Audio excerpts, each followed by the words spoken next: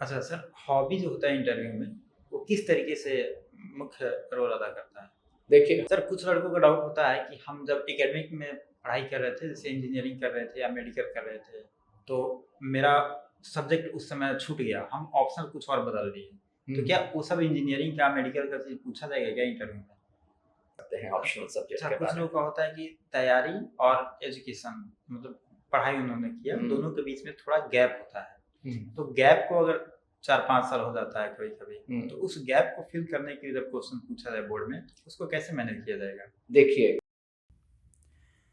दोस्तों नमस्कार, BPSC concept वाला चैनल में आपका स्वागत है। मैं हूं निखिल तिवारी और आज हमारे साथ हैं श्री संजय कुमार सिन्हा सर। सर के बारे में बात करूं तो सर भारतीय वन सेवा जो इंडियन फॉरेस्ट सर्विस होता है उसे रिटायर किए हुए हैं।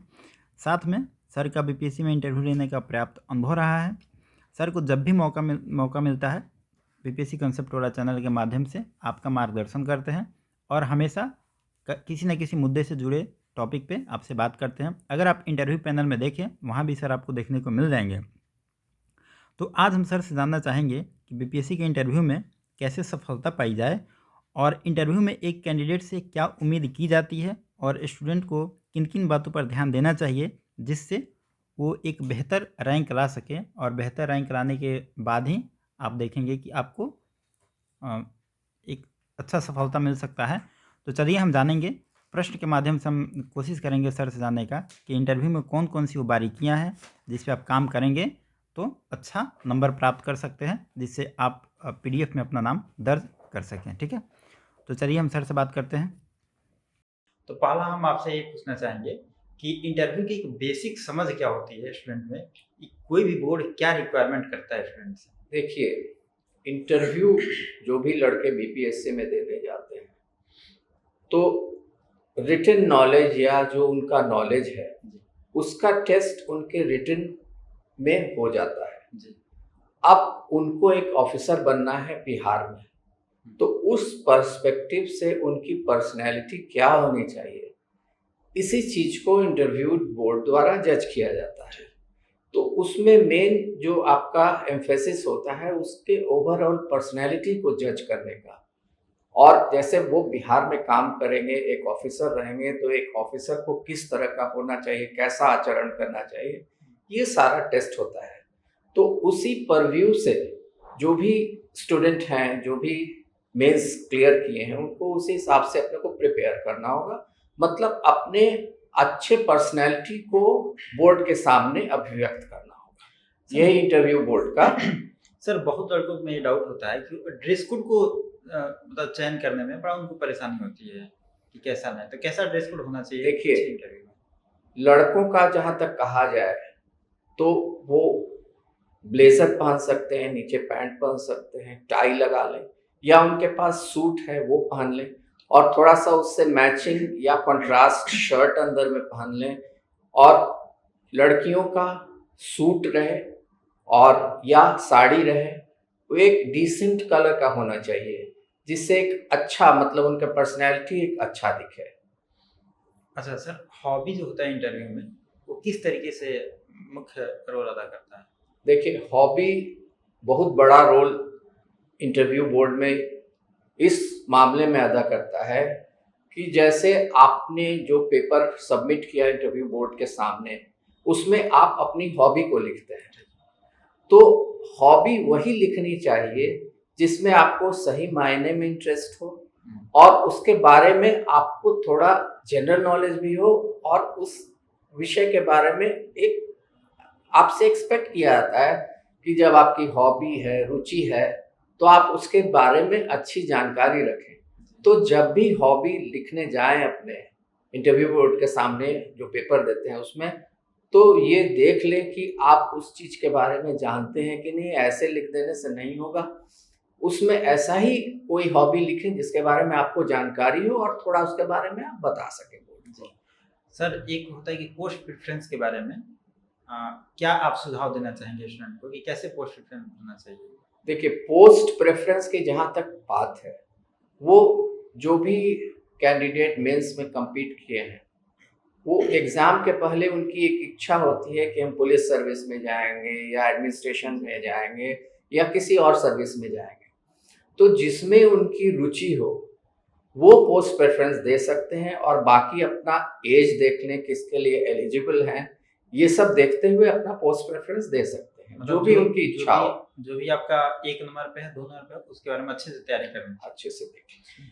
सर, कुछ लड़कों का डाउट होता है कि हम जब एकेडमिक में पढ़ाई कर रहे थे, जैसे इंजीनियरिंग कर रहे थे या मेडिकल कर रहे थे, तो मेरा सब्जेक्ट उस समय छूट गया, हम ऑप्शनल कुछ और बदल दिए, तो क्या वो सब इंजीनियरिंग का, मेडिकल का चीज़ पूछा जाएगा क्या इंटरव्यू में? देखिए, इंटरव्यू बोर्ड पर ये डिपेंड करता है। मान लीजिए कोई इंजीनियरिंग का स्टूडेंट हो और बोर्ड ये एक्सपेक्ट करता है कि वो एक इंजीनियर है, तो उसको जो सब्जेक्ट उसने इंजीनियरिंग में पढ़ी है उसकी भी जानकारी हो, और साथ में उसने जो ऑप्शनल सब्जेक्ट लिया हो उसकी भी जानकारी हो। तो 2-3 क्वेश्चन तो जरूर उसके इंजीनियरिंग बैकग्राउंड से आएगा ही, और ऑप्शनल सब्जेक्ट से काफ़ी क्वेश्चन आ सकता है, इसलिए कि ऑप्शनल के बारे में ये समझा जाता है कि जो आप ग्रेजुएशन में पढ़े उसके तो आपने बहुत नॉलेज गेन कर ली, लेकिन जब आप ऑप्शनल चुन रहे हैं तो इंटरव्यू बोर्ड ये समझता है कि इन्होंने सिर्फ, लगता है कि इस एग्जाम की तैयारी के लिए उस ऑप्शनल को चुना होगा।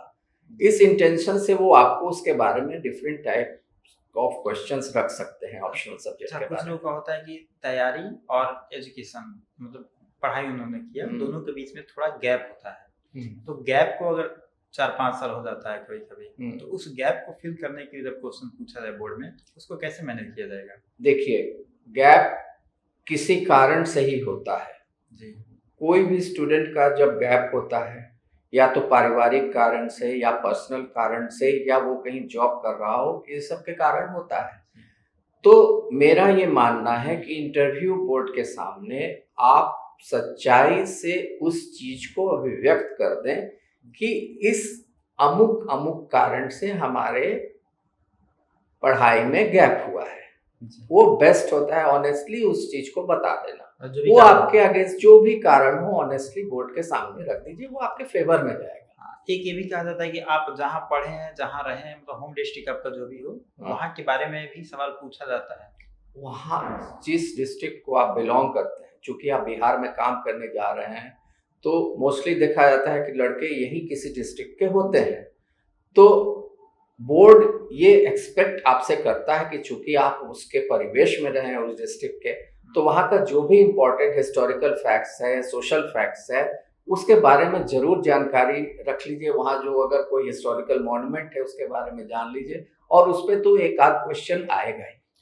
सर, इंटरव्यू में न्यूज़पेपर बहुत बड़ा एक रोल अदा करता है, तो न्यूज़पेपर को पढ़ने के लिए आप क्या सजेशन देंगे और न्यूज़पेपर को कैसे कवर करना चाहिए?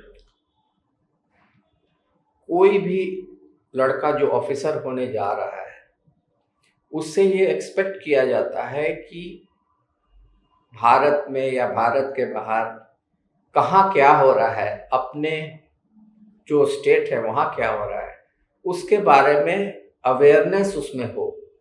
तो उस ख्याल से उसको पेपर पढ़ना अति आवश्यक है।